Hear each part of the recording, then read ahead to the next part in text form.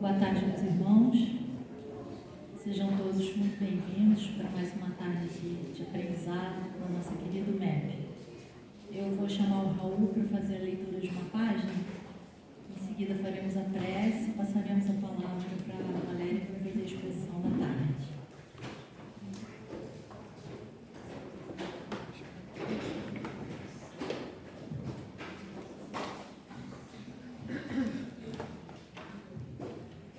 É o capítulo 49 do livro Sinal Verde, mensagem de André Luiz, na assistência social. Aproximar-se do assistido, encontrando nele uma criatura humana e tão digna de estima quanto os nossos entes mais caros. Em tempo algum, agir sobrepondo instruções profissionais aos princípios da caridade genuína. Amparar sem alardear superioridade.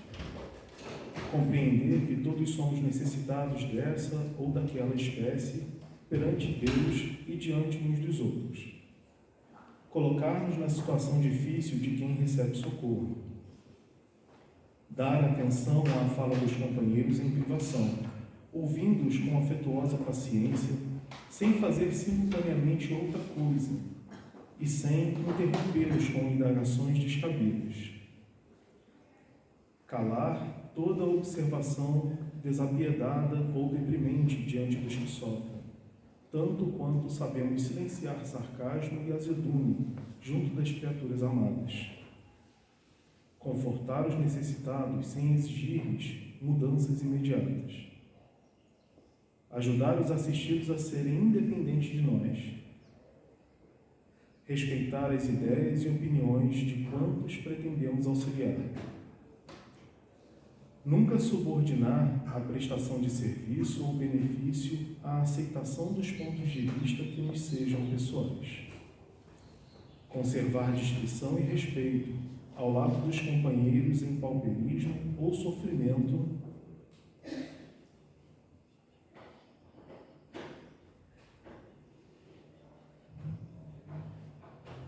A começar por comentários desprimorosos em torno deles, quando a visita for encerrada.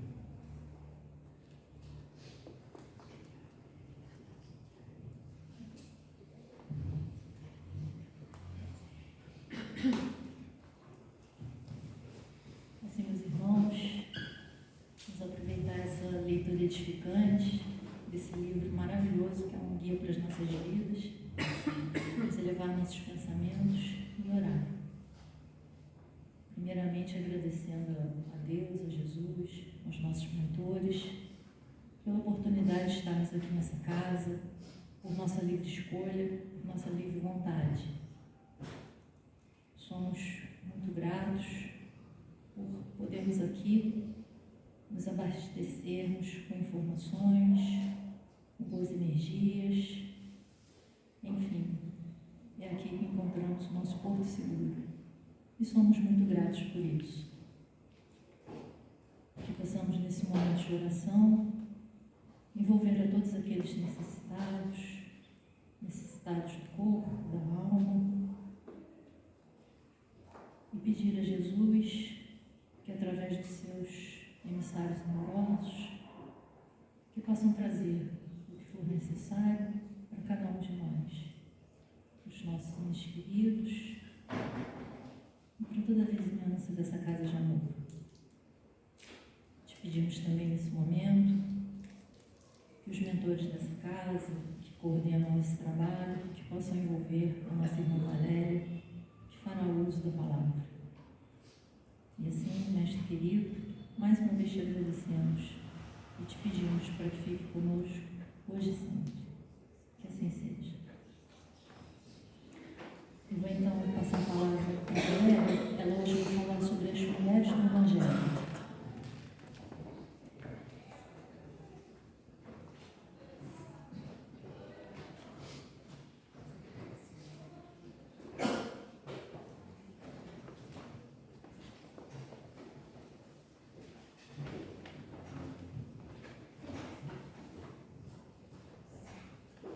Boa tarde, pessoal.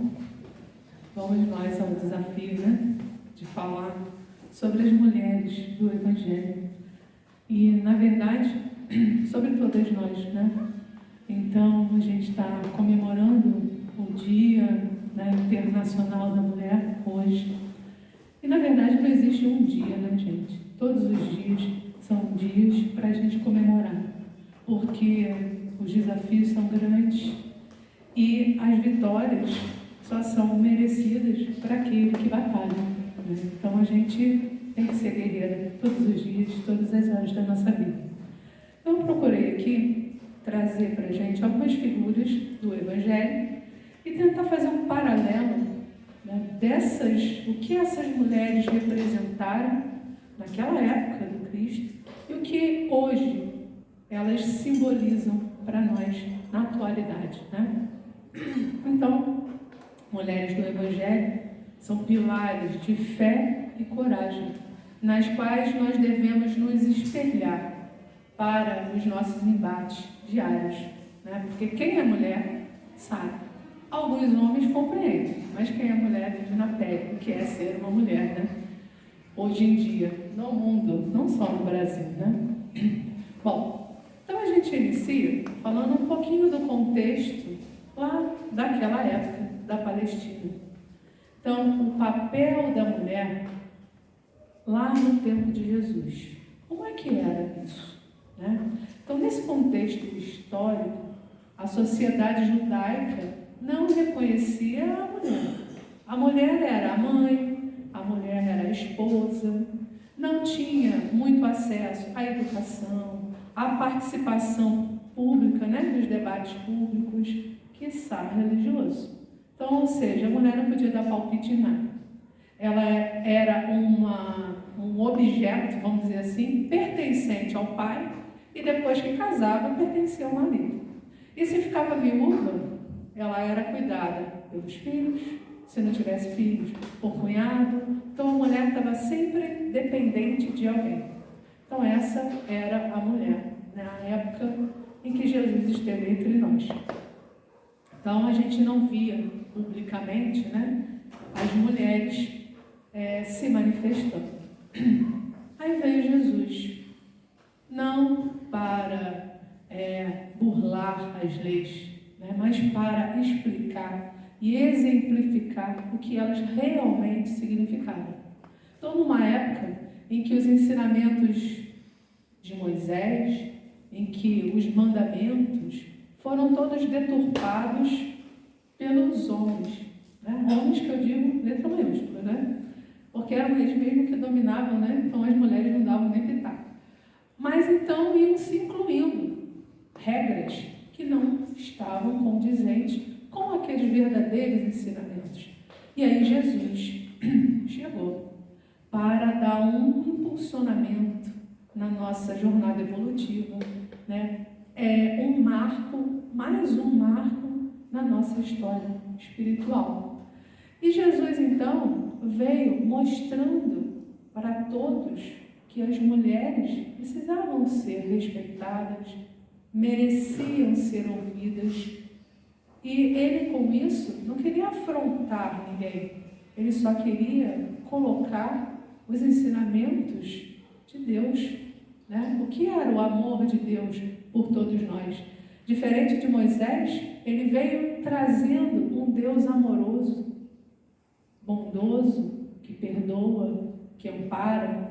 Moisés apresentava um Deus que punia, que deveria ser temido, respeitado, porque ele precisava segurar as rédeas daquele povo rebelde.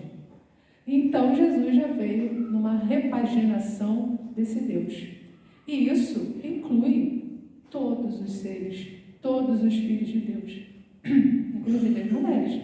Então ele dialogou, né? A gente vai ver nas passagens do Evangelho, diálogo dele com aquela samaritana lá no poço, que até se espantou quando Jesus dirigiu a palavra a ela, porque não era de costume os homens fazerem isso. Ele permitiu que as mulheres o seguissem na sua jornada de ensinamentos, de aprendizado, como aconteceu com a Maria Madalena, Joana de Cusa e algumas outras. Ele ensinou a todos que nós somos iguais perante Deus. Não existe distinção para Deus entre homens e mulheres. Essa distinção, essa hierarquia, quem faz são os homens, não Deus. Então é isso que ele veio nos ensinar. E aí mais tarde, um pouquinho, veio Kardec compilando a doutrina dos espíritos, batendo nessa mesma tecla, corroborando tudo aquilo que foi ensinado por Jesus, que foi demonstrado e exemplificado por ele, no que se diz respeito às mulheres. E aí lá na questão 200 do Livro dos Espíritos, há um esclarecimento para que a gente entenda, né, que os espíritos não têm sexo, como nós entendemos. Né? O sexo é uma questão orgânica. Homem e mulher é uma questão física, orgânica. Pois o sexo depende da organização física. Então essa é a explicação dos espíritos, para que a gente compreenda. Né? Porque todos nós somos espíritos imortais, com uma bagagem enorme de reencarnações. Porque nós temos uma única vida, mas ela é fracionada em cada reencarnação. E dependendo das nossas necessidades probatórias, nós podemos nascer homens, podemos nascer mulheres. Né? Então, não existe essa distinção espiritualmente falando. Então, há entre eles amor e simpatia, né? Entre os espíritos, mas fundados na identidade dos sentimentos. Então, quem aqui leu o livro A Vida Continua, de André Luiz, psicografado por Chico Xavier, vai lembrar da história, né, do Ernesto e da Evelina. E eles se conhecem no plano aqui encarnados, e no plano espiritual eles se reencontram depois de desencarnar. E ali, por simpatia, por afinidade, por amor, eles acabam se unindo, né? Mas isso não tem a ver com o sexo, né? Homem e mulher, fisicamente, como a gente está falando. Bom, aí seguindo, Kardec também vai destacar, lá na questão 817 até 822, questionamentos sobre os direitos dos homens e de mulheres, né? Perguntando exatamente isso, dessas diferenças, por que a mulher é um ser tido como um ser inferior, um ser mais frágil, mais fraco e etc.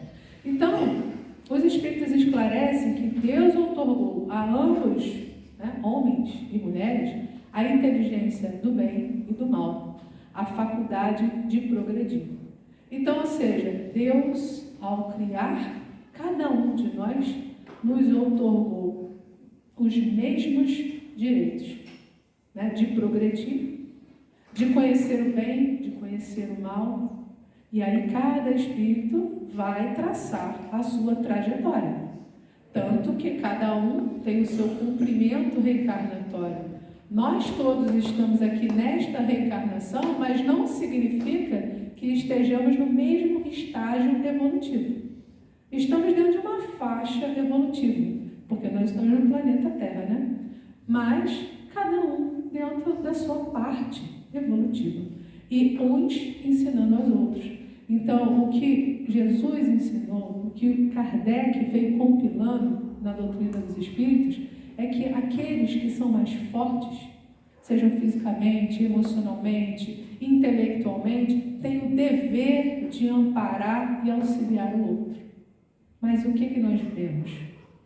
Voltando aqui para o assunto das mulheres, é que a mulher é tida como sexo frágil, fraco. Então, o homem que detém a força bruta acha que pode dominar, que pode mandar, que pode ter a mulher conduzida como um objeto. E aí a gente vê todas as histórias de hoje, né, nesse sentido. Então, o que a doutrina dos espíritos nos ensina é que as limitações impostas às mulheres ao longo da história são criações humanas, não determinações divinas, porque, como eu disse, Deus nos criou todos espíritos simples e ignorantes. Ele não criou homens e mulheres, espíritos simples e ignorantes. O Espiritismo ensina que a verdadeira igualdade entre os sexos não é apenas um direito, mas um caminho inevitável para o progresso da humanidade. Então, o que a gente aprende com o Espiritismo é que nós estamos rumando ao mundo de regeneração. E algumas pessoas acham que a gente está muito perto disso. Né? Na verdade, quando a gente começa a olhar o nosso dia a dia, a gente vê que a gente ainda está tão longe disso. Talvez a gente esteja engateando o início dessa transição. Né? Por quê?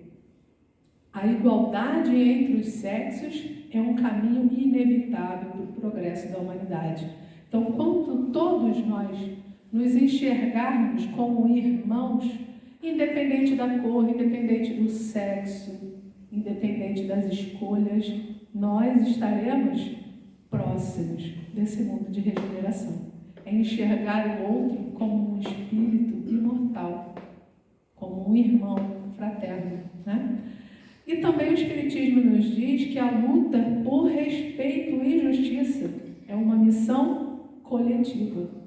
Então, a luta hoje das mulheres não pode ser só das mulheres, ela tem que ser abraçada também pelos homens, porque é uma missão coletiva, o impulsionamento da evolução de cada um de nós. Nós temos um caminho a trilhar individualmente e nós, como humanidade terrena, temos um caminho a trilhar coletivamente. Então, é a obrigação de todos nós.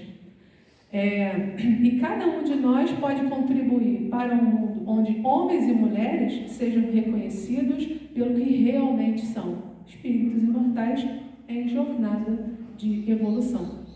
E aí, na doutrina espírita, nós vamos encontrar lá no Evangelho segundo o Espiritismo, capítulo 12, quando Jesus fala, né, amar ao próximo como a si mesmo.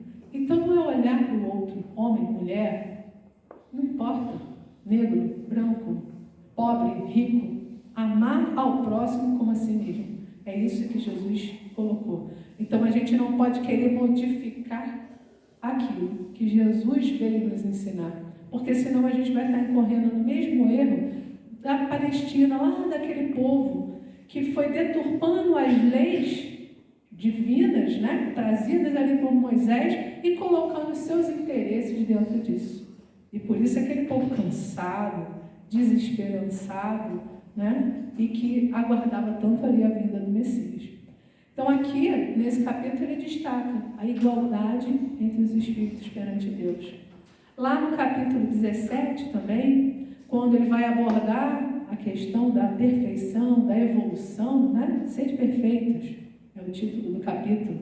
Então ele reforça aqui que a evolução espiritual é um processo individual, independe de gênero. E lá traz uma listinha, né? O que a gente precisa fazer para ser um espírito considerado perfeito dentro dos ensinamentos do Cristo? Tem lá, né? Então a gente vai olhando aquela listinha e de repente não consegue nem um item por inteiro.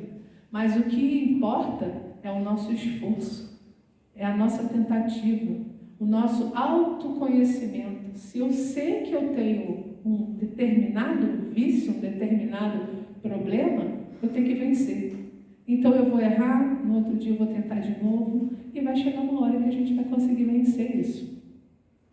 Então, gente, falando aí das mulheres de ontem e de hoje, né, lá da Palestina até hoje, né, no Brasil contemporâneo, nós vemos que essa história sobre a mulher, ela é marcada por desafios, por lutas, por reconhecimento e igualdade. Então a mulher, ao longo de todos esses séculos, vem buscando esse respeito, essa igualdade. E lá na época de Jesus, né, como falei inicialmente, ela ocupava, infelizmente, essa posição de subordinação, né, era inviabilizada na sociedade. Então a mulher era inexistente e era excluída, então, de tudo. As tomadas de decisões nunca partiam de mulheres, embora a gente veja em alguns romances espíritas o papel de mulheres fundamental ali junto aos maridos que tinham grandes cargos no império, etc. e tal. Então, isso era já um indício, né, dessa força da mulher. Então, no Brasil contemporâneo, embora todos os avanços tenham acontecido, a discriminação, o preconceito ainda persistem, né? E a gente vê a conquista das mulheres, direito de voto, gente. Hoje, a geração de hoje não sabe nem o que é isso, mas a mulher não podia votar, não tinha direito de votar. E conseguimos conquistar isso. Conseguimos maior acesso à educação. As mulheres hoje podem exercer a profissão que quiserem. Antigamente, a mulher tinha que fazer normal de ser professora, né? Ou era do lar. Mas Deus me livre, a mulher querer ser engenheira, médica, advogada. Não pode. Eu, quando tinha 6 anos de idade, no CA, a professora perguntando, por onde você quer ser quando crescer? Aí todo mundo assim, médico, enfermeiro, né, etc. Aí chegou na minha vez, eu quero ser motorista de ônibus. Aí a professora, não, tem que escolher outro, porque esse não pode. Mas por que não pode? Eu tinha 6 anos e já questionava isso. Em 1800 eu lavava com massa. Não, porque motorista de ônibus é uma profissão masculina. O meu pai era motorista. E eu tinha o maior orgulho dele, porque ele era um excelente motorista. E eu queria ser igual a ele. E aí você vai tolir o sonho de uma criança por conta de um preconceito. E eu falei, então eu não vou ser nada, porque eu vou ser o motorista de ônibus. Então, é isso, é um preconceito. E aí, anos depois, a gente vê aí mulheres dirigindo carreta, ônibus, né? Eu falo, gente, sou aquariana, aquariano está há 50 anos além do tempo dele, né? Então eu já vislumbrava isso. Então é isso, as desigualdades hoje ainda existem. Por mais que a mulher seja qualificada e desenvolva uma função idêntica à de um homem, o salário dela ainda é menor. Porque a sociedade ainda está doente, ainda é preconceituosa. Então, nesse sentido, ao longo de toda a história, as mulheres enfrentaram desafios e preconceitos, mas sempre foram forças ativas na transformação moral do mundo. Então, olha a participação da mulher. O homem achando que era importante, que dominava, que participava das decisões, a mulher não é nada, mas ela participou ativamente das transformações morais do mundo. E como é que a gente evolui, gente? Por riqueza material ou por riqueza espiritual, moral? Então a gente está indo num caminho que transforma o mundo, né? E lá na Revista Espírita, de 1866, Kardec destaca que a emancipação da mulher acompanha o progresso da civilização. A sua escravização marcha com a barbárie.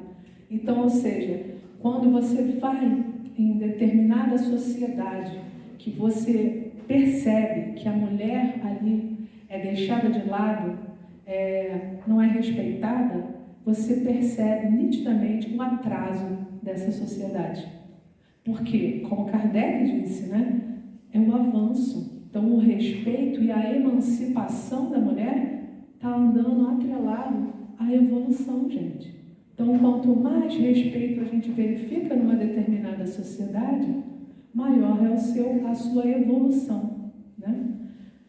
Bom, então aí nós vamos falar de uma figura do Evangelho, que não poderia ser esquecida, que é Maria de Nazaré. Maria, mãe de Jesus, um símbolo de amor e fé, né? Então, ninguém acho que aqui não conhece a trajetória de Maria, a história de Maria. Foi uma jovem judia escolhida para ser a mãe de Jesus. E essa missão grandiosa, né, era para conceber, educar, amparar o espírito mais elevado que já encarnou aqui na Terra, que é Jesus. No Espiritismo, Maria é vista como um espírito de alta hierarquia, preparado para essa missão sublime. Então, quando a gente ouve falar de Jesus, né, todos aqueles que conviveram com ele, os evangelistas, que narram, né, passagens junto com ele, eles falam da força moral de Jesus. né? As pessoas, ao se aproximarem dele, se emocionavam, só de se aproximar, quilômetros de distância. Imagine Maria carregando esse ser no seu ventre, né? Tem que ser uma pessoa muito especial. Então, Maria é um exemplo de amor e de entrega, desde o início. Então, quando o anjo Gabriel anunciou a vinda do Messias e que ela faria parte disso, ela não titubeou, ela aceitou a missão. Poderia ter recusado? O que vocês acham? Poderia, né? Porque todos nós temos o livre-arbítrio. Mas ela aceitou. E apesar de todos os desafios que ela enfrentaria, como a gente viu numa sociedade altamente preconceituosa, né? E aí ela aceita essa missão, trabalha para proteger, para cuidar de Jesus, sabendo, né, da importância desse espírito para esse planeta.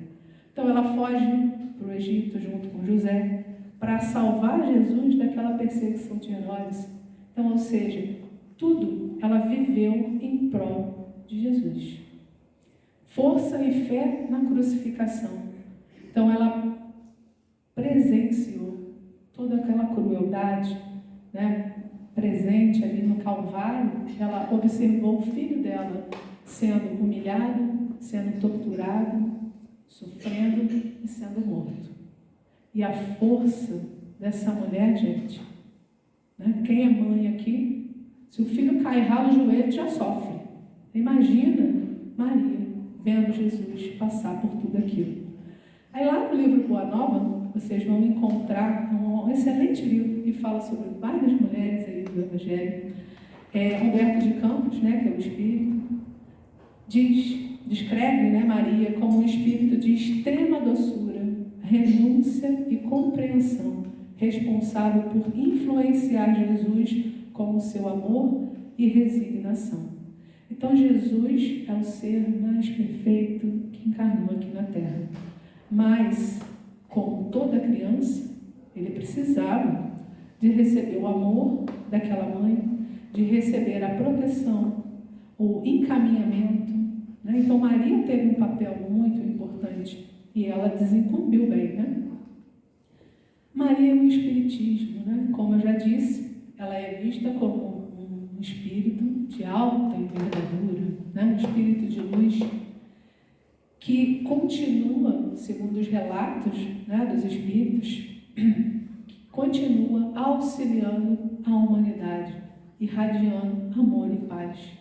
Então, quem aqui nunca pediu socorro, né, a Maria? Então, ela continua nos amparando. Símbolo de amor universal, representa a maternidade espiritual, acolhendo todos os que buscam amparo e proteção. Inspira os ensinamentos de humildade, paciência e fé. Aí nós vamos ouvir, né, falar de Maria em vários livros da doutrina, né, vários livros espíritas. Eu trouxe aqui 2. No livro Memórias de um Suicida, de Ivone, né, Pereira, Maria aparece como uma protetora de espíritos em sofrimento no plano espiritual. Então Ivone vai narrar ali, né, vai falar sobre colônias de acolhimento em que Maria auxilia nesse trato, nesse amparo desses espíritos sofredores. Lá no livro Há 2000 anos também, né, a menção à grandeza espiritual da Maria e o seu compromisso com a humanidade. Então nós vamos ver, né, a respeito dessa figura em todas as obras aí praticamente. Então Maria, mãe de Jesus, amor, dor e superação. É um dos exemplos maiores, né, de amor materno, de fé e resignação. Sua trajetória como mãe de Jesus foi marcada por desafios profundos, dores intensas e uma força inabalável. Hoje, gente, muitas mães enfrentam dificuldades semelhantes a que Maria enfrentou lá atrás, né? Seja na educação dos filhos, na luta contra as adversidades da vida, na dor da perda do filho. Então, olha quanta coisa a gente tem para espelhar em Maria e tentar usar a força e a determinação dela nas nossas vidas, né? É uma fonte de inspiração e consolo. Então, o desafio de criar e proteger um filho em um mundo difícil. O mundo era difícil lá atrás, há 2000 anos, há mais de 2000 anos. O mundo continua difícil hoje, né? Então, isso nos diz que a gente ainda tem muito a trilhar. Então, Maria enfrentou tudo isso. Uma gestação, né, que veio inesperada, enfrentou dificuldades, desafios. Hoje, quantas moças engravidam e são escorraçadas pelos seus pais, postas para fora de casa, abandonadas, né? Às vezes a gente recebe aqui pessoas nesse sentido, amparamos aqui, porque nesse momento a criatura pensa em quê? Em abortar. Então eu vou abortar. Olha aí, é um problema atrás do outro, né? E as vinculações kármicas vão se criando. Então o amparo é necessário, né? Então essa mãe de hoje precisa enfrentar, né? Seja a gravidez planejada ou não, ela tem que ser abençoada, ela tem que ser recepcionada. Muitas mães enfrentam dificuldades financeiras, né? Aquela mãe que não tem o que dar para o filho de comer, ela deixa de comer para sustentar os filhos, mas ela não deixa de dar dignidade a esse filho. Eu vi a história de uma mãe que, morando numa favela no Rio de Janeiro, viu uma foto, um vídeo, sei lá, do filho com uma arma junto com os traficantes. Quando ela chegou em casa, ela deu uma surra nesse filho e ligou para a polícia e entregou ele para a polícia. Ele foi preso e ele disse, entrando no camburão, né, quando os policiais colocavam no camburão, ele disse para ela: mãe, você acabou com a minha vida. E ele foi preso, foi para o presídio. E lá dentro, numa visita, ele foi visto por uma pessoa que trabalhava com modelos internacionais. E essa pessoa viu nele uma beleza magnífica e convidou para ele ser garoto propaganda de uma marca em Paris. E esse menino cumpriu a sua pena e se tornou um modelo famoso, rico, né, de matéria, de tudo. Então, ou seja, o que primeiro parecia a essa mãe é cruel, porque ela está tentando corrigir o filho da forma cruel. E, na verdade, ela salvou o filho. Porque se ele tivesse continuado no tráfico, a vida dele seria muito breve, né? Provavelmente seria retirado da vida por uma bala, num confronto com traficantes, com policiais, ou pela própria droga, né? Então, isso é amor, né? É a mãe proteger o seu filho e corrigir. Não só paparicar e tentar proteger o filho do mundo, mas é ensinar o filho o que é o mundo. Então, o Espiritismo nos ensina que os filhos são espíritos em evolução, confiados aos pais para aprendizado e crescimento mútuo. Educar com amor e paciência é o maior legado que uma mãe pode deixar. E lá, no Livro dos Espíritos, por exemplo, nós vamos encontrar questões em que Kardec aborda a maternidade, a paternidade, né? O dever dos pais para com os filhos que são recebidos. Então é isso, é um dever atrelado à evolução daquele espírito e à evolução mútua, porque às vezes o espírito que veio como filho, ele veio para ensinar o pai, né? Ele sabe mais, ele é mais evoluído, então é um encontro ali para que todos possam evoluir em conjunto. Então, Maria, né, ao ver o sofrimento de Jesus, foi ali um exemplo, né, de confiança aos desígnios de Deus naquele momento. Então, no meio de todas as suas dores, ela teve a certeza, né, de que aquela era a vontade do Pai, a vontade de Deus, tanto quanto Jesus o tinha. Então, ela não se revoltou diante de todas as atrocidades que ela viu ali, que ela presenciou. E hoje em dia, as mães que perdem o seu filho, seja por doença, por violência, por tragédia, elas sofrem aí de forma indescritível, né? Só quem sabe a dor da perda do filho é aquele que perdeu. A gente não pode imaginar o tamanho dessa dor. Mas a doutrina espírita, Jesus nos ensina a resignação, né? A compreender e a acreditar, depositar nas mãos de Deus a nossa vida. Porque é só enfrentando desta forma que a gente vai conseguir atravessar essas provações. Então, aquela dor da perda do filho não pode se transformar numa depressão. Muitas mulheres ficam presas a essa perda, né? Presas a esse luto e não conseguem ir adiante. A vida perde a razão de ser. E aí vocês vão lembrar também Chico Xavier, né? As mães de Chico. Quantas mães Chico consolou com as suas cartas, provando que a vida continua, que aquele filho continua vivo. Então aquela mãe, quando chora de saudade, ela pode conversar com o seu filho, lá no fundo do seu coração, porque ele vai estar ouvindo, porque ele está vivo. Então, eu disse isso recentemente para uma amiga, mãe de uma amiga minha, né, que faleceu subitamente, e recentemente agora, e a mãe dela falou, estou com tanta saudade. Eu falo para ela, conversa com ela. Se você está com saudade, seu coração apertado, direciona uma prece para ela, direciona o seu amor para ela, para que ela veja que você está sofrendo, mas que você está resistindo, que você está compreendendo e, sobretudo, que você está aguardando o momento em que vocês vão se reencontrar. Então, é essa a beleza da doutrina, os ensinamentos que ela nos traz. Então, a morte não é o fim, é uma separação temporária. Os filhos que partiram seguem vivos no mundo espiritual, ligados às mães pelo amor eterno. O reencontro é certo e a vida continua, tanto para quem ficou, quanto para quem partiu. Então, se aquela mãe está sofrendo aqui, não compreende, não aceita, aquele filho vai estar do lado de lá, nesse mesmo sofrimento. Então, caminhamos juntos, né? Tentamos aí buscar essa força como buscou Maria.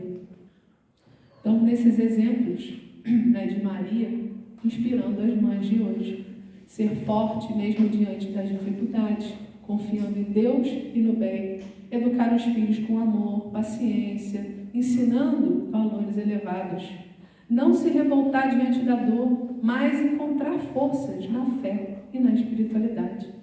Transformar o sofrimento em amor ao próximo, ajudando as outras mães e as famílias que ainda não superaram, que ainda não conseguem seguir adiante, né?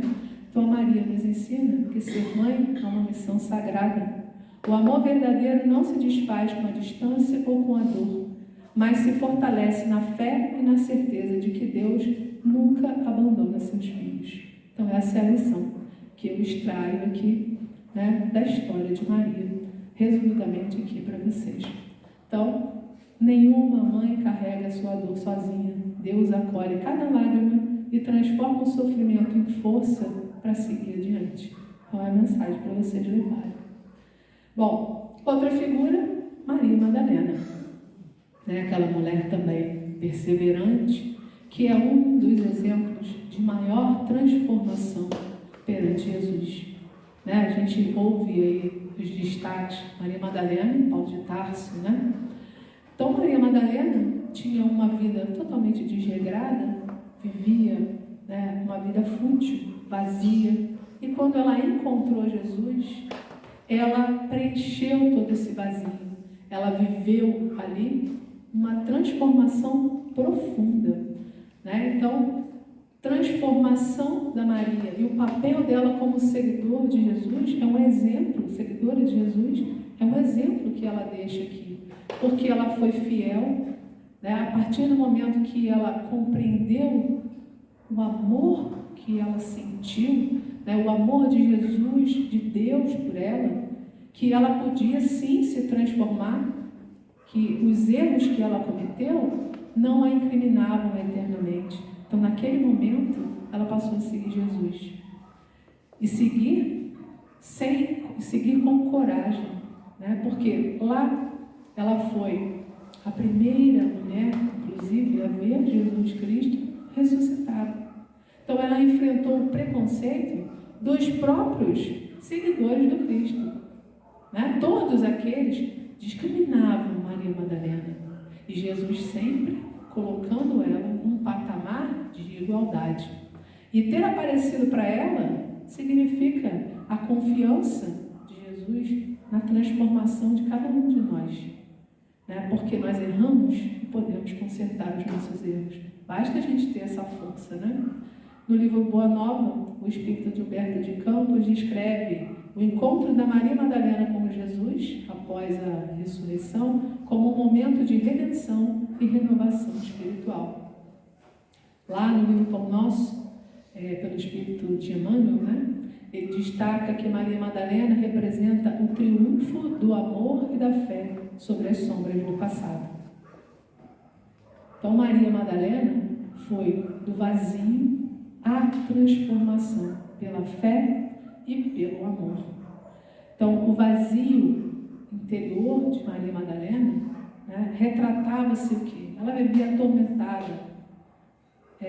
Isso tudo simbolizava as suas dores morais, dores emocionais. E aí ela encontrou Jesus e resolveu que ela podia mudar. Então ela buscava a felicidade pelos caminhos que não preenchiam a sua alma. Por isso ela sentia esse vazio. E hoje, na atualidade, quantos de nós somos iguais a Maria Madalena? Quantos de nós vivemos um vazio profundo na nossa alma? Temos tudo, materialmente falando. E aí, de repente, a pessoa se suicida. E os outros dizem assim, mas não entendo, tinha tudo. Tinha uma família maravilhosa, tinha amigos, tinha tudo o que queria. Por quê que a pessoa cometeu o suicídio? É o vazio profundo lá na alma, né? Essa angústia silenciosa que impede a gente de encontrar a paz e o propósito de viver. Então, esse vazio de Maria Madalena se retrata nisso, nas pessoas que vivem presas às dores do passado, ao sentimento de culpa, ao fracasso, ao desalento. Então, elas acreditam que não são dignas de serem acolhidas, de serem amparadas, de se melhorarem, de se transformarem. Quantos espíritos sofredores são atendidos em reuniões mediúnicas e quando se diz, meu irmão, você pode mudar, você pode escolher, e ele diz, não posso, eu fui muito cruel, eu sou um desgraçado. Então ele acredita que ele tem uma pena eterna, ele não compreende a bondade e o amor de Deus.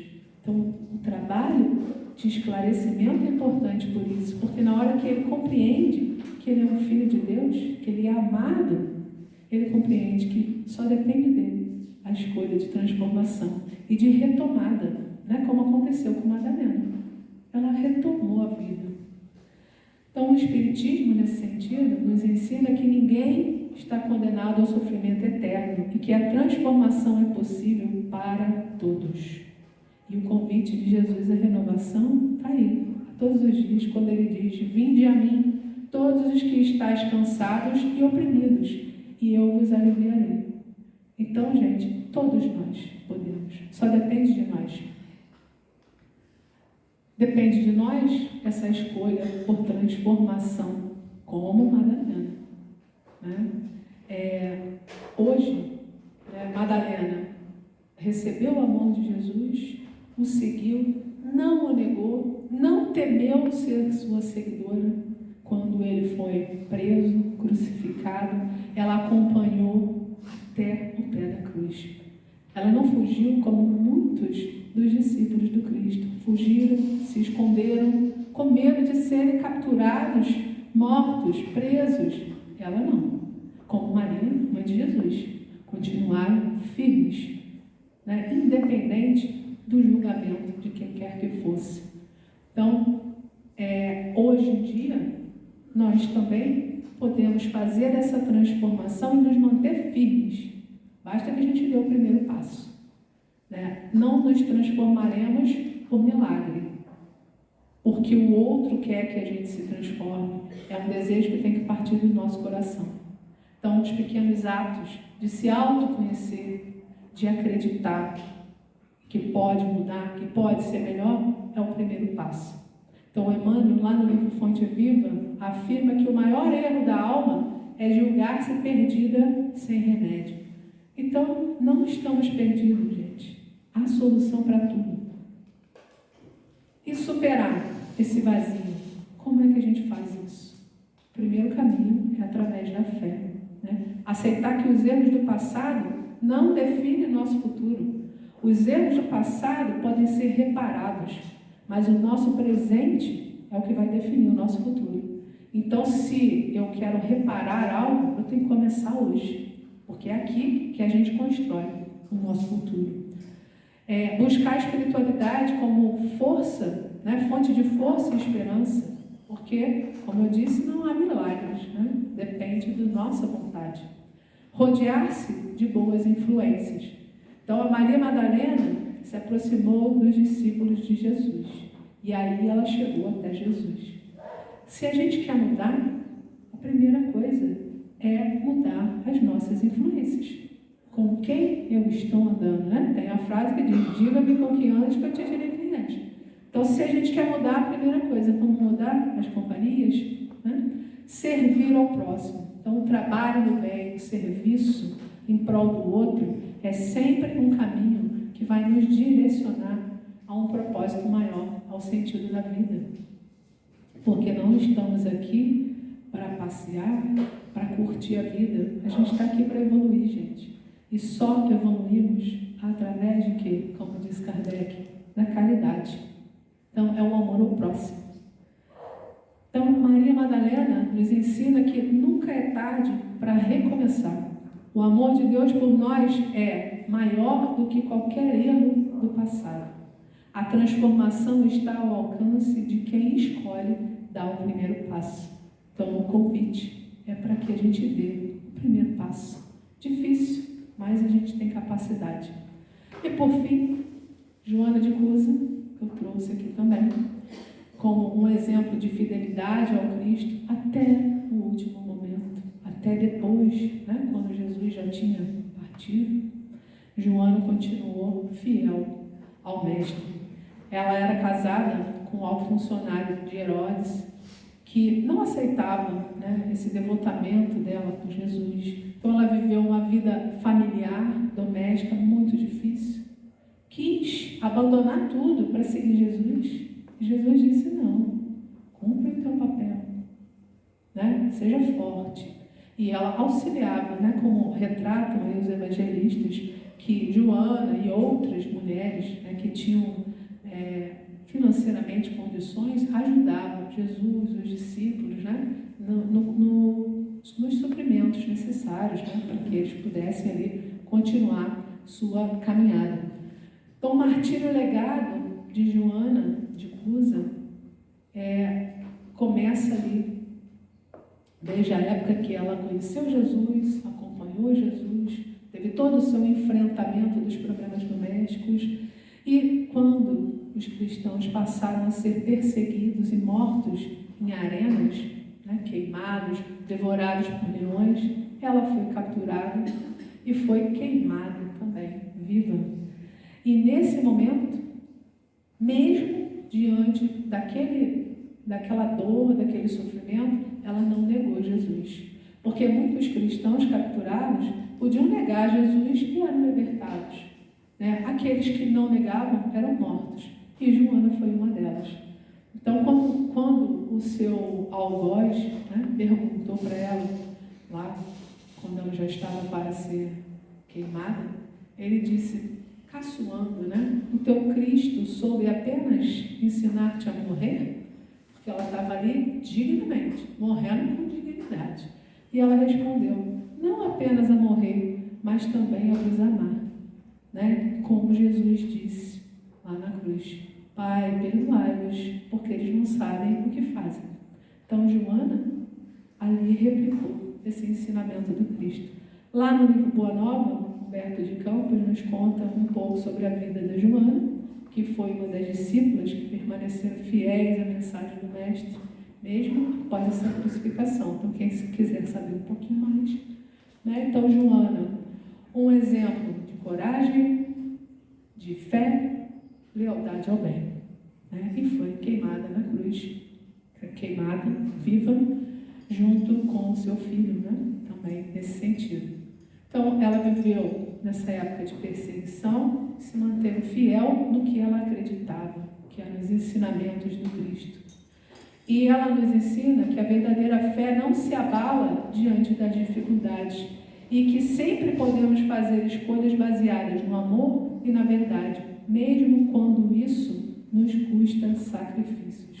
Então, quantas vezes nós nos afastamos de familiares, de amigos, porque nós resolvemos transformar a nossa vida, seguir um determinado caminho e aquelas pessoas não aceitam, né? É um desafio que a gente precisa viver. Então, às vezes, a gente precisa fazer esses sacrifícios de se afastar dessas pessoas que a gente ama, porque elas não compreendem as nossas escolhas. Então, a sua trajetória nos convida a refletir como podemos nos manter fiéis aos nossos valores e princípios diante de tantas adversidades na vida, né? Todo mundo está cometendo um erro, eu tenho que cometer também? Ah, mas todo mundo está pegando aquilo ali. Pode pegar, gente, a flor ali no jardim, a prefeitura acabou de plantar. Pode ir lá, catar a mudinha e levar para casa. Todo mundo faz. Porque todo mundo faz, eu vou fazer. Isso é certo? Cada um tem que ter as suas escolhas e tem que se manter firme, né? Mesmo diante das críticas. Então, o desafio de fé, também em tempos difíceis, né? Que Joana enfrentou, como eu disse, junto a Jesus, junto aos seus familiares, né? E hoje a gente enfrenta isso, né? Esses desafios que nos testam a nossa fé, nossos princípios, os nossos valores. A vida moderna apresenta dificuldades emocionais, materiais e espirituais que podem nos desanimar. Então, porque a pessoa nasceu pobre, sem recursos materiais, ela vai se tornar um criminoso? Não, se ela tiver valores. Se ela tiver valores, ela vai crescer e vai se transformar num homem de bem, né? Numa criatura perfeita. O Espiritismo nos ensina que somos espíritos imortais e que o verdadeiro propósito da vida é evoluir moralmente. Assim como Joana de Cusa, devemos buscar a verdade, o amor e a caridade, mesmo quando o caminho é difícil. Então, inegável aí que Joana é um exemplo de coragem, de coerência. E aí o que eu pergunto, né? Como nós mantemos a nossa fé, os nossos valores? No mundo também somos testados quando enfrentamos as dificuldades financeiras e questionamos a nossa fé. Quando sofremos injustiças, mas devemos manter a integridade.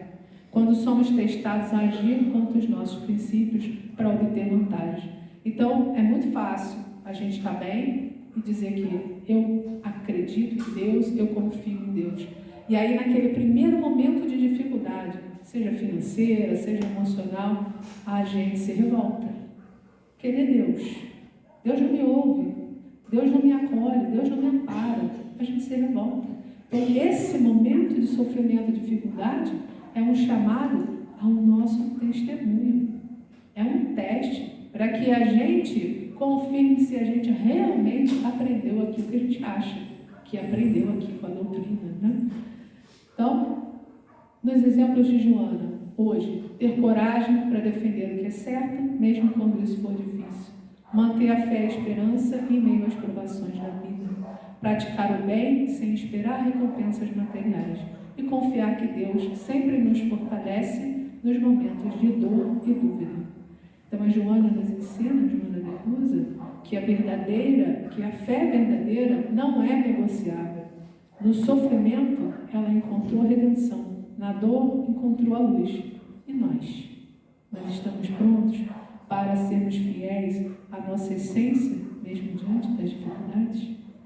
Então, meus amigos, essas são as mulheres de destaque, né, que eu trouxe para vocês. Tem muitas outras. E também não poderia deixar de passar aqui para vocês a contribuição de muitas outras mulheres na divulgação do Evangelho e na codificação do Espiritismo, né? Começando pela esposa de Kardec, que protegeu, que divulgou as obras, que continuou, né, a obra dele quando ele faleceu, né? Não deixou perecer, não deixou morrer. E todas as outras companheiras aí da Seara Espírita, Anália Franco, Benedita Fernandes, Zilda Gama, Ivone do Amaral, Terezinha Oliveira, Marlene Nobre, Sueli Calda Schubert, Heloísa Pires e muitas outras. Então, essas não podem ser esquecidas. Todas mulheres de fibra, de fé. E para a gente encerrar, de Maria de Nazaré, mãe da maior missão de amor que a humanidade já conheceu, a Joana de Cusa, que entregou sua vida sem renegar sua fé.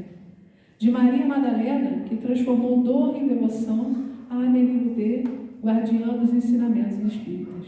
De Ivone Pereira, que consolou almas aflitas, a tantas outras que silenciosamente espalham a luz do Cristo pelo mundo. Que cada uma dessas mulheres nos inspire a caminhar com coragem, a enfrentar desafios com fé e a servir ao próximo com amor, pois a verdadeira grandeza não está no poder ou na riqueza, mas no amor que semeamos no mundo. Sigamos, como elas, iluminando o caminho com a luz do Evangelho. Muita paz e que Jesus fortaleça todos nós sempre. Muito obrigada.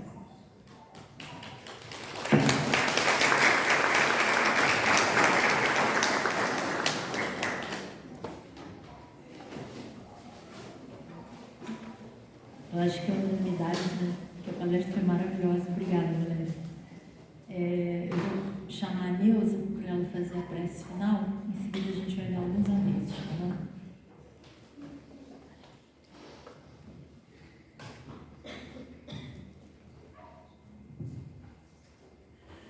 Obrigada, Senhor Jesus, por esta oportunidade que escolhemos de estar aqui nessa casa de luz, de bênçãos, de amor, de cura. Obrigada, Senhor, pelos ensinamentos que hoje a nossa irmã Valéria nos trouxe, com tanto aprendizado, com tanto aprofundamento, para que possamos levar para o nosso dia a dia. Obrigada, Senhor, por todas essas mulheres dignas, fortes, com fé, com coragem, com resignação, que possamos nos espelhar nela cada dia mais, Senhor. Obrigada por Maria, que em seu ventre trouxe o teu amor, você, Jesus, nosso maior amigo, nosso maior exemplo, nosso guia e modelo. Que sempre que precisarmos, sabemos que através de Maria conseguiremos chegar ao coração de Jesus. Obrigado, meu Deus, por tudo, por todos os estudos que acontecem nessa casa abençoada, por essa luz que sempre transborda nessa casa e que possa irradiar em todos os corações necessitados neste momento. Fique conosco, Senhor, agora e sempre. Graças a Deus.